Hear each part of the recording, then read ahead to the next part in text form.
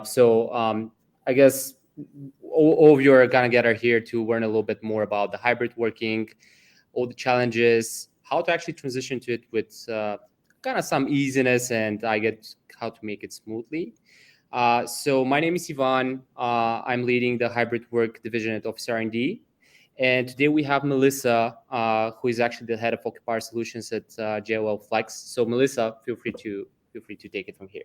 Yeah, perfect. Well, hi, everyone. And Yvonne, thank you so much for having me. Hopefully Mark can join pretty soon. But yeah, as you were saying, I am the lead for Occupier Solutions for our Flex division in JLL. So really my role is to work with a number of our accounts and enterprise clients to help them understand various Flex products externally in the market as well as internally in JLL, and really help them strategies around flexible work and incorporating flex, no matter what it is, into their portfolio and complementing their wider real estate strategies. Great. It's going to be very, very interesting to hear JLL's perspective about hybrid work. But just let's start off with something a little bit more broad. I would say hybrid work, realistically, I don't think it's something very new. At least me being in IT companies for most of my life, I've seen that most of them have used this kind of working. But with its popularity kind of rapidly rising, more and more companies are experimenting with it, and they're trying to implement hybrid work somehow. So what are some of the challenges that you're seeing with hybrid work, and how are companies actually trying to get their employees involved in this? Yeah, just Ivan, before we go into this, I see Mark just Here you go. There we go. Perfect. Better late than never. That's Mark. I was just saying, I'm hoping you're joining, so that's wonderful. So sorry. Hello, Mark. Yeah, so we also have Mark over here. He's the CEO and founder of LiquidSpace. So Mark, you can just do a quick intro. I'm so thrilled to be with everybody in the FlexWorld audience today. Ivan, congratulations to you and Miro and the team on your $10 million funding this week. That's more good news in an industry that's got a lot of great news. Melissa, wonderful to see you. Let's get into it. Sorry to be late.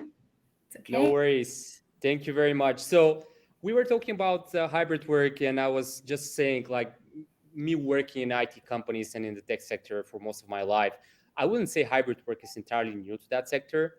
But for most of the industries out there, it's something new, and most of the people are facing some challenges with it, how to implement it, how to make it work best for our employees. So I guess starting with Melissa, what do you think are like some of the challenges, and how can people kind of solve them, and how can they solve them for their employees? Yeah, so I think really one of the challenges right now is just trying to understand what their employees want and trying to understand what's going to work best for them, right? And how do we solve both for the workforce, the end user, as well as the enterprise? And what does that look like?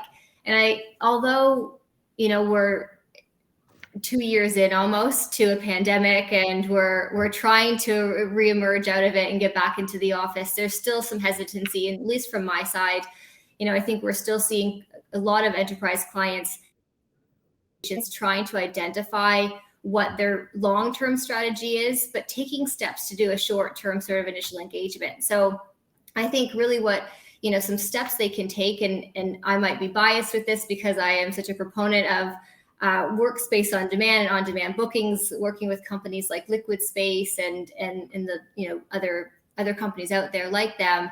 I think going in, testing out, piloting new types of work, seeing how their employees will use space and how they're going to get space. I read something today and I thought it was really unique. It wasn't to do with real estate, but it actually said, you'll never know how people will use your product. And I think that's actually really true with real estate as well, because CREs don't know how their people are going to use their product or use flex products and so on, or use workspaces.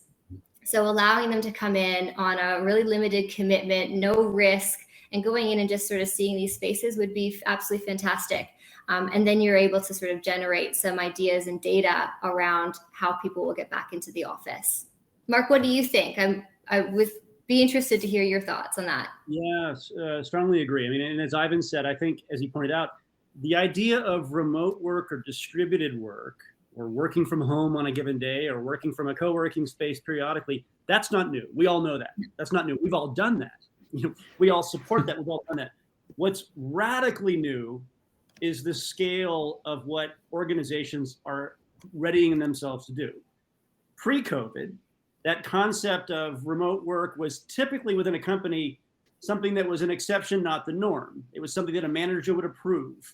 And at the average organization, at the Twitters and the Dropboxes and the VMwares and the AT&Ts and the Shopifys and Spotifys, at the firms that have been in the headlines over the last 18 months, before the pandemic, flex work happened, but it was 1 or 2% of their activity. Now, these very same firms that have come out and declared that they're going to be going global remote first, or global digital first, or global hybrid, they've literally jumped off the edge of a cliff, leaving behind their traditional previous approach to real estate with campuses and the mandate, Ivan, that you and Melissa show up at the office. They've jumped off the cliff and left that behind. They are fully committing to our world, this audience's world. And the challenge that they're facing is they've never managed that task at a global scale. They've never coordinated with HR. They've never had to work with IT. They've never had to handle all the complexities that come with it, because it's going to go from 1% of the company that might be doing it a little bit at the time to 30, 40, 50, 70% of the employees that are doing it routinely. It's just a much more complex problem. Yeah. Absolutely. Sorry, Ivan, go ahead. No, go ahead. I was just going to say, I think to that part as well, I mean, it's the communication aspect, managing it, the long-term implementation of it, the short-term implementation, the long-term management of it. But how do we communicate that this is what the new strategy is and what the benefits are for the people, right? And that is such a huge proponent. I think, Mark, probably even, before this, you and I had seen a number of trends that if people were going into that type of work, more remote work, it was, testing out a market or, whatever it was almost a needs must. And now it is becoming the norm, as you said. But we still need to make sure that communication is there for our workforce to understand why it's happening, what are the benefits of it happening, and how do we make it easy for them to utilize these spaces, right? And that's where technology comes in, making it easy. Yeah, indeed, and encourage it. I was speaking to the global head of corporate real estate and workplace for one of those companies that we've all been seeing in the headlines for the last year and a half, just last week. And he said a couple of things that were simple, but I thought quite profound. He said, anybody, any real estate leader in my peer group that thinks everybody's coming back, sadly mistaken, right? I think we all agree with that, right? Yeah. He went on to say, any real estate or workplace leader that is committing to hybrid or flex or remote first, who simply thinks by offering his employees the right to be able to use flex space, that means they're just going to start embracing it and doing it, is mistaken. Yeah, absolutely. He went on to say, everybody has figured out how to hack out work at home, and they've settled into that pattern. That doesn't mean they love it. It doesn't mean it's fulfilling all of their needs. It doesn't mean that they aren't a prospective user of co-working, but he shined the light on something I think is really important for our industry, all of us together, which is we're going to have to create, as you just said, Melissa, a simple and easy experience to tap into it, but we're going to also have to nurture these people back through another behavior change. They went through a violent one 18 months ago when they had to go home. And now we've got to collectively, we have to nurture them back into a new behavior, which I think we all trust is going to be more stimulating, more productive, more collegial, more sustainable, more economic, but it's going to take some new behavior change. It's not just going to happen by offering it. Yeah, absolutely. You're both absolutely right. And by the way, I read a study, like apparently many companies like McKinsey, Accenture, all of them kind of jumped on this trend. They started doing a lot of research, but I looked at the research by McKinsey. I think they had like more than 5,000 respondents or something like that. So it looked like solid. And it turns out that almost 70% of the companies that are out there and are saying, yes, hybrid work is a thing to go with, they don't actually have any hybrid work policy in place. They don't have an idea how to do it. And by the way, even we at OfficeRnD had challenges? Because it's one thing to say, yes, it's great. Then when you get into the details, you're like, oh my God, who is going to come this day? How do we check if someone is healthy and stuff like that? So this is, I think, a huge challenge for most of them. I see it on a daily basis talking to prospects and customers. So do you think that, first of all, where do you think people should start with when they build this policy? And second of all, does technology have some place in facilitating this start? I guess, Melissa? Yeah. I do. I mean, I think yes to both, right? I think that where we start, I think that it probably starts with having conversations with understanding what their workforce wants, getting HR involved, understanding, what are trigger points for them, how are we going to make sure people are comfortable coming back into the office, and what will make them more productive, but I think also compelled to be in the space, right? So how do we solve for that? Back to my original point, I love the idea of piloting. There's so many products on the market now where you're able to have a really low risk entry level of understanding your end users, how your workforce are going to use the space, or spaces, right? Whether that's a combination of working from home and going to a flex office or going into your own HQ space or whatever that might be. You can gather all of the data metrics from that on a pilot basis. In terms of technology, I think the technology out there like LiquidSpace and DeskPass and Upflex and all those other things, or even HQ, Envoy, all those different companies can take people feeling more comfortable coming in. As well as I think from a flex provider perspective, enhancing your technology to make people feel included. So really putting all of the enhanced technologies into your meeting room facility. You have the ability to have people who are in the office make sure that when they're meetings with people who are remote, they feel included to be back into the space, right? So it's, when I think about technology, I'm thinking inclusion, so simplicity, inclusion, as well as safety and environments, making sure that people can go in with no touch and all those different aspects, right? I feel like that was very broad, but these are the things that, when I think about technology and getting people back to the office, those are the main sort of words that are coming to my mind. Mark, what do you think?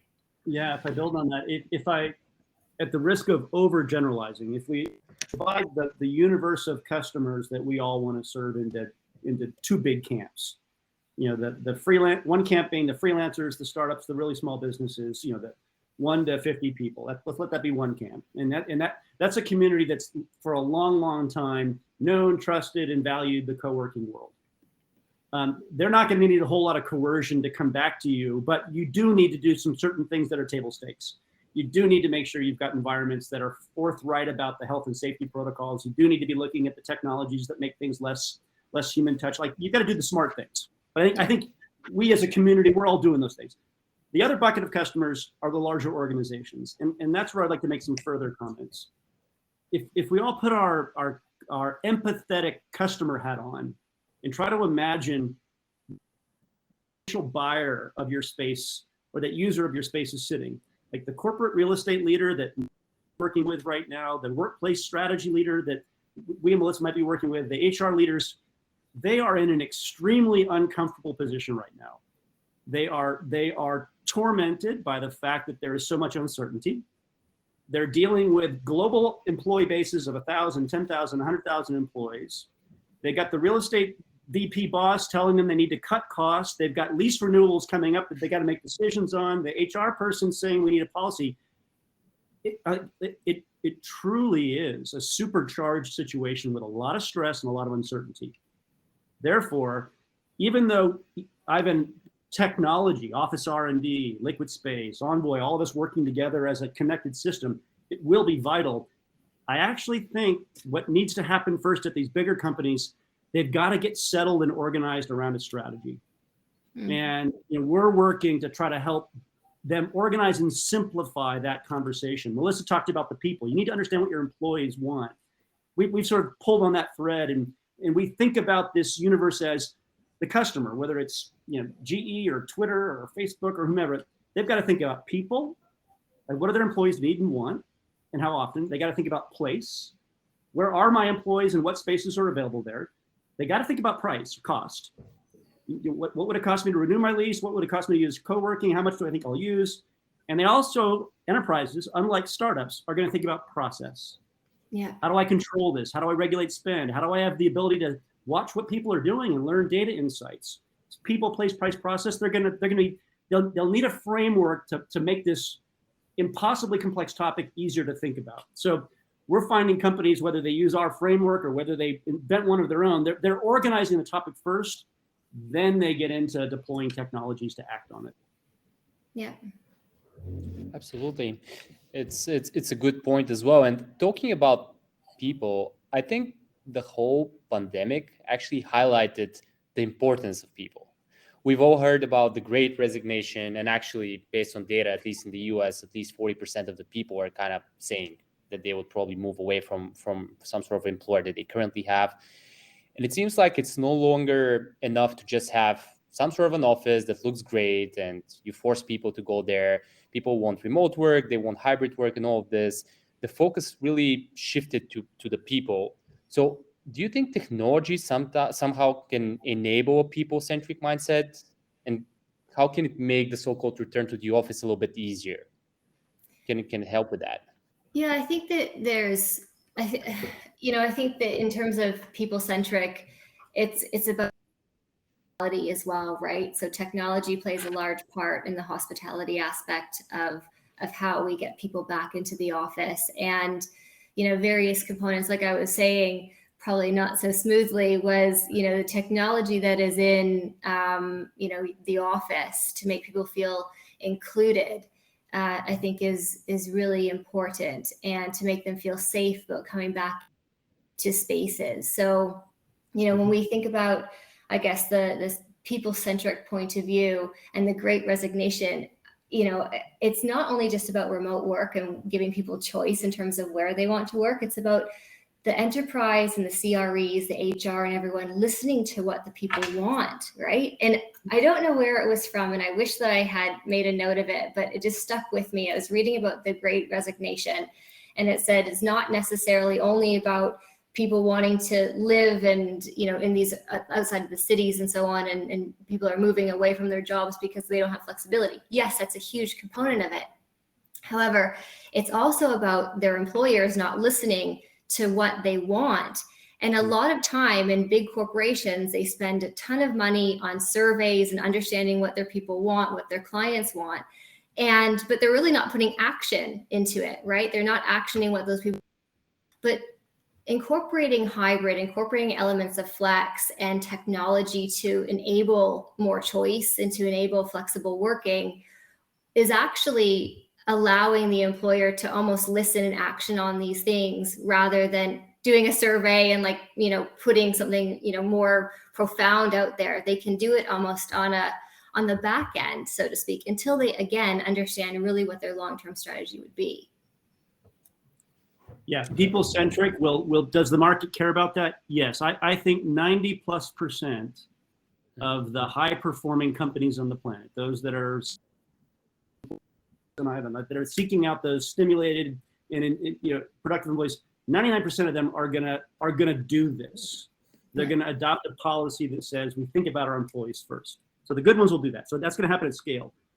Then the question is, how will those employees who are given some choice, who are given autonomy and agency to act on it, how will they think?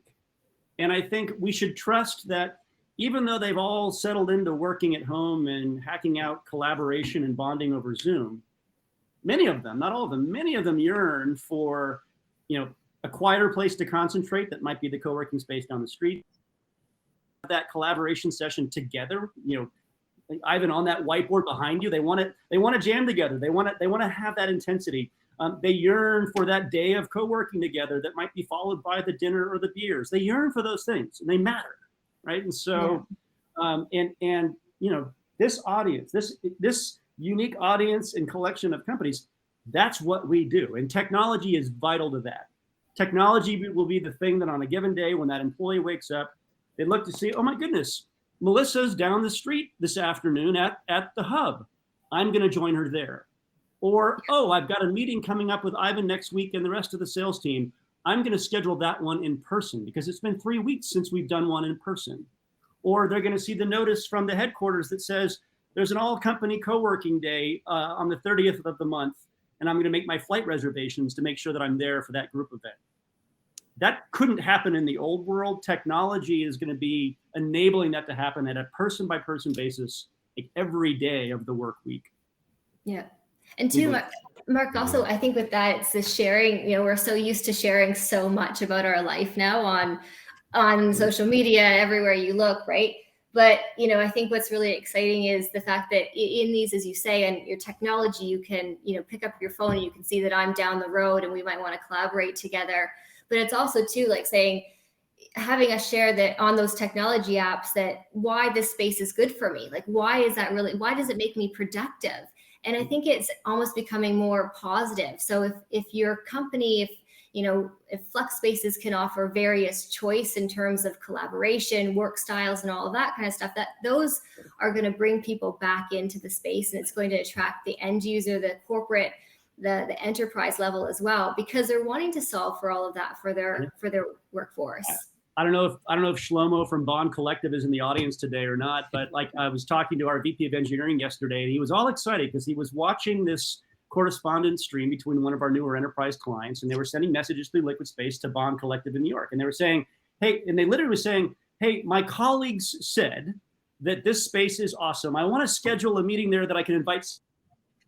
Yeah. They had seen the reviews from their colleagues in the LiquidSpace portal about how wonderful, Shlomo's space was. And so, yeah, we are a social animal, and we miss the connections with our colleagues, and technology is going to help us follow one another and refine one another in all of the spaces that OfficeRnD is serving and others. And Mark and Melissa, you both touched on something that I promised Melissa I'm going to ask because I'm very curious about. Me personally, I feel like flexible working in general. We had this when we started OfficeRnD. There were co-working spaces. There were people that were working remotely from time to time, hybrid working. We didn't call it hybrid working back then, but people working several days a week from home. And we thought that sooner or later, all of this is going to merge into one trend. It's not going to be separate. You're going to have people working from everywhere. And I kind of have a feeling that we're getting it to that point. And I'm just wondering, first of all, from the perspective of JLL and the old, like the occupiers and the corporates, and then Mark, you're talking to plenty of spaces as well over here. Mm-hmm. Do you think these two worlds are kind of starting to merge, and this hub and spoke model is starting to happen? Have you seen technology enable that? What are your kind of observations on that? From my point of view, it's a conversation I have every day, right? And as I said, I think at the very beginning, I think that, a lot of clients, we've moved from having the conversation about what people are doing and how do we enable this, what's new on the market, to now actually putting some, steps in place. And, Mark, we work together on a couple of different clients, and we have some clients that they've said, okay, we want to do thousands and thousands of people in this new remote working model, and we're going to enable our workforce with technology to achieve that choice. And then there's some that just still want to do mini pilots, and ones that want to sort of do baby steps, and even it can be region by region. We still have to remember, from an occupier standpoint and from an enterprise standpoint, another challenge that they're facing is that every region almost is in different stages of the pandemic, and so we're having to sort of solve for that as well. So I think, the hybrid work, how it's converging, how playing a role is 63% of our occupier clients that we surveyed said that they were going to, hybrid was the way forward, right? But only 8% of the clients actually have flex as part of their strategy. But that is increasingly changing now. The conversation, flex is part of the everyday conversation, how enterprises can leverage, this flexible working, whether it's technology, aggregators, whatever it might be, flexible spaces and partnerships, and how they can get really creative with new products on there. And it's an exciting time. I think that, we're having more conversations with enterprise clients about new products that are out there, and the way that flex operators are listening to what their demands are, that allows them to actually now think outside the box. And they're saying, well, can we maybe leverage this for, larger space, or can we do a formal partnership with, more operations and, more locations, which is great, because that just says, now the industry to us is saying, look, you tell us what you want to do and we'll sort of bend, and we can, amend to what the occupier wants. Yeah, if I reflect on, Ivan, if I build on what Lisa said and reflect on what's feeling new or different in the last, 90 days as compared to the 90 days prior, because it's, things are moving so quickly. There's a very clear signal that we're seeing in multiple conversations, not all now, but multiple, where the hybrid conclusion has been baked into the strategy. Yeah. At the real estate level.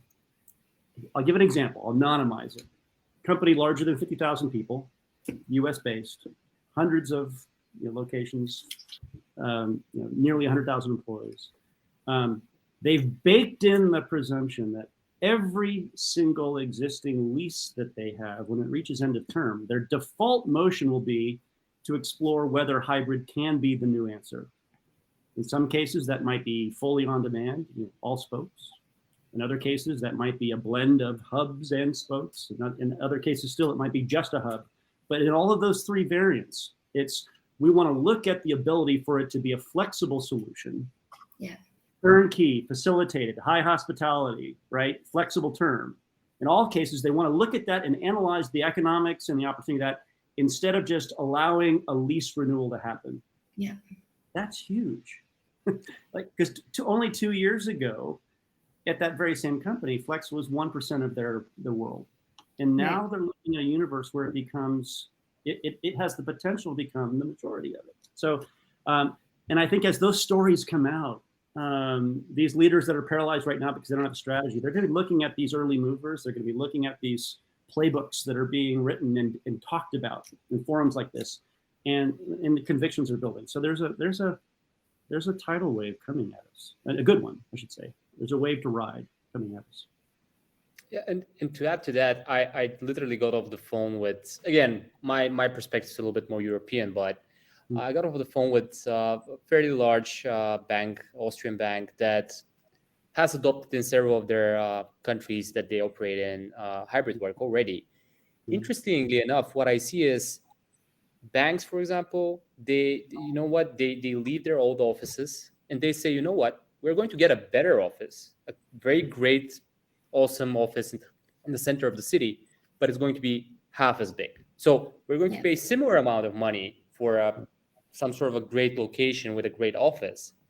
Or alternatively, I see another group of people, which are like smaller companies that previously said, well, we cannot afford an office, or we cannot find anywhere to work. But then now say, you know what? We can afford a smaller, very nice office because right now is the right time to buy. But we're also going to enable this few hubs that we have in different cities because we want access to the town. So just to kind of prove your point as well, we're seeing this in Europe as well. Yeah. Companies will maybe take the more cautious step, which is they're going to continue with a traditional lease because it's what they know, and yet they're going to have it or drop it by 30%. That's still a good outcome. That's a good outcome for the planet. And that's a good outcome for this industry, because if they avoid the commitment to the 100,000 square feet and do 50 instead, they're a step closer to being the customer of everybody on this call when they need additional space, right? So that's a positive step in the general direction of a healthier planet and in a more efficient sort of workplace world. Other companies might jump directly into hybrid, and Melissa and I are seeing that happen day over day. But both of those movements, I think, are part of the overall positive effect of our industry in a really powerful way. Mark, if I could even ask a question here, I would be interested to know from the data that you collect on, people booking spaces, even if it's on demand, are you seeing an uptick in desks rather than co-working desks, or what is the shift for you guys? Is it more private offices and meeting rooms, or is it, co-working space? this may be a little bit discouraging for the audience, but it's sort of the real truth that like this enterprise audience, Melissa, that you and I spent a good bit of time working on in our collaboration and that we're serving, most of those companies still aren't letting their employees back into the field, right? The return to office dates for these firms, January, February. I mean, Airbnb is next September. So we're still, while we've got growing data in our platform, and I can tell you that the trend has been toward more meeting rooms and private offices, we're not jumping to any conclusions yet because most of these firms, what they're focused on right now is setting up their programs, putting their communications together, putting their initial test groups of 100 or 1,000 employees into the platform, and they're out having their first experiences. I think it's a super important question, and one that, as soon as mid Q1, we're going to have a whole lot more real data to share with the community. Yeah, absolutely. I think and Ivan, you might see this in Europe. I know, working with a lot of our remote brokerage teams for some fairly large, biotech companies that we're working with. And of course, they have really strict rules and regulations that they have to abide by. But I was really interested to hear in specific locations in Europe, at least, and this is, I think, also happening in the United States, that enterprise suite inventory, so large turnkey enterprise suites, there wasn't a lot of inventory on the market anymore. People were scooping them up, and everyone was saying, okay, we need to have this, and even if that's for a short term. But my point is that the enterprise level, the enterprise companies are looking for still a flexible term, a flexible advantage, but having their own larger space as well, but being able to take advantage of the amenities that a flex office would provide them. And that I can absolutely affirm we're seeing the real signal on today. Oh, really? Good. Mm-hmm.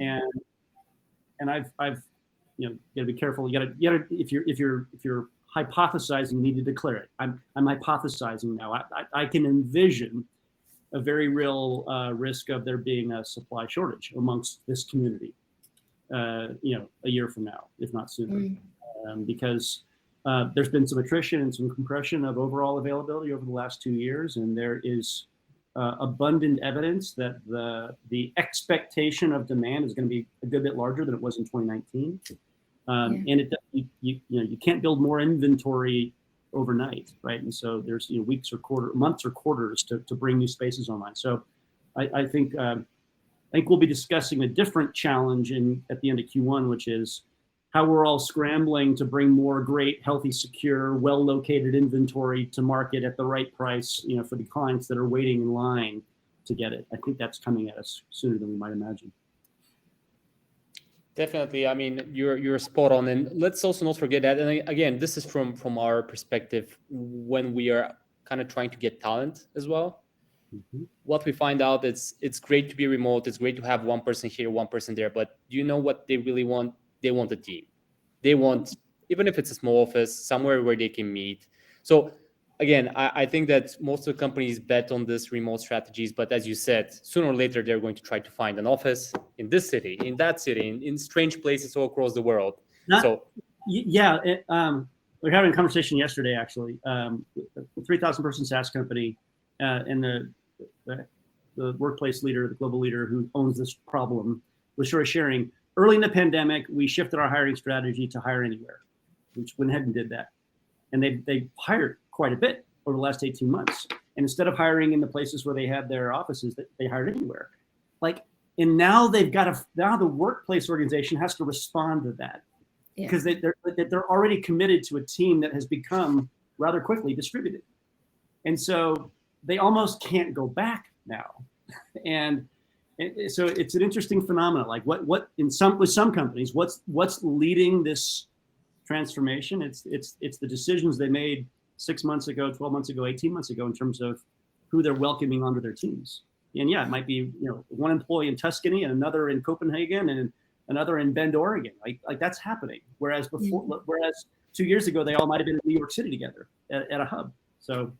I think about that too, Mark, with the culture. I often think about, new people coming into the workforce, just graduating, right? And you're getting a job and you have no idea. I think back to I mean, way back when, right? When we first started our jobs. And, that was a big thing, right? You go in, you make friends. That was part of your social life. Your work was your social life. So, that's why I think really great to have remote options, near to home options. If you have gone down the route of a remote distributed workforce, because it can bring back culture. A client that we're working with is doing a pilot for, an on-demand solution, so to speak. That was their main purpose, was really so for all these 2,000 people that they've hired across the last, the pandemic.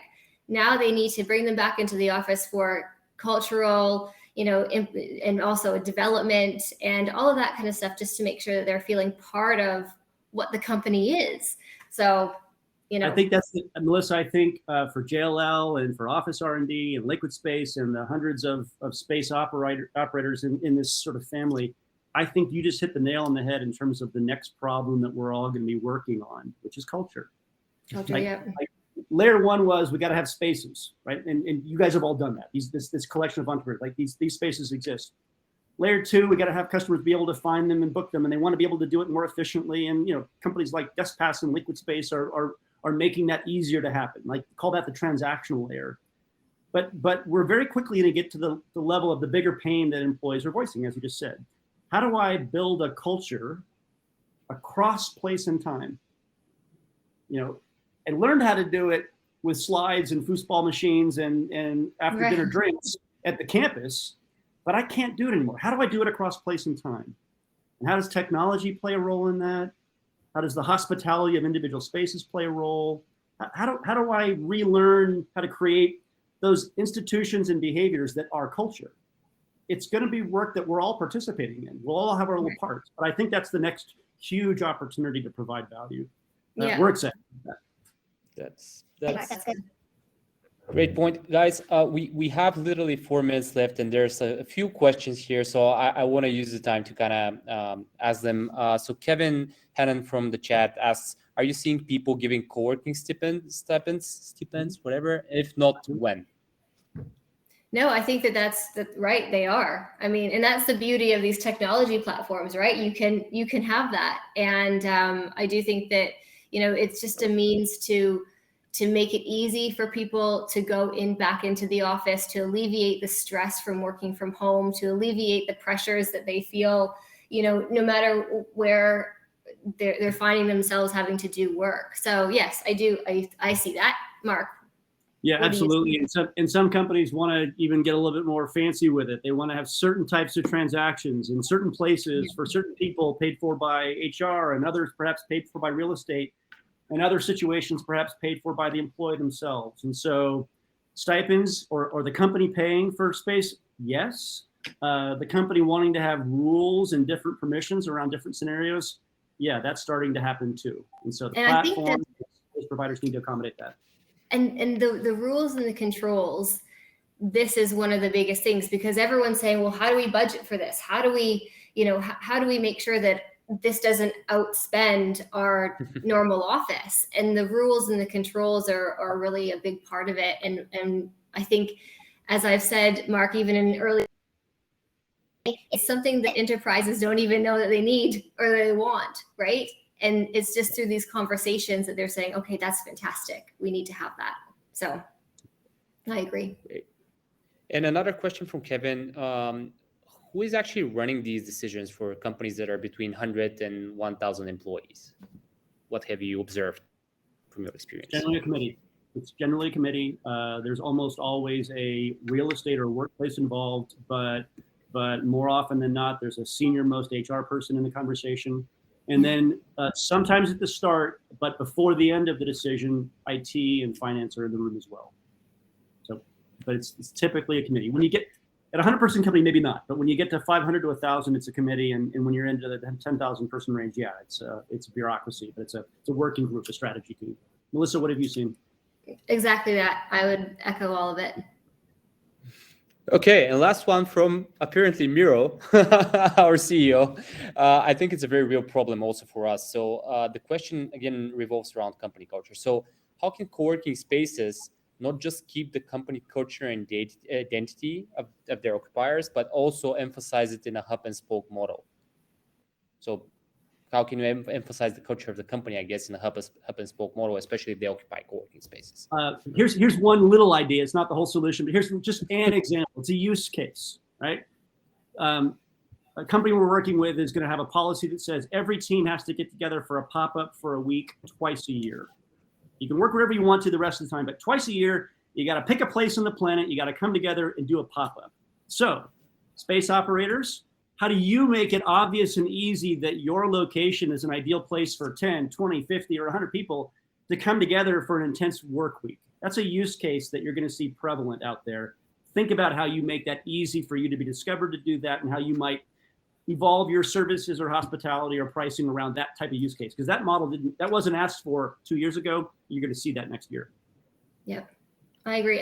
That goes back to one of my original points with the products that are exciting on the market now. And Mark, as you're saying, make it known, understand what your products are and what you can actually deliver to clients, and just get it out there, because I think that enterprise clients are now, and they're trying to develop what strategies are and being really unique and creative with what they're doing with their workforces.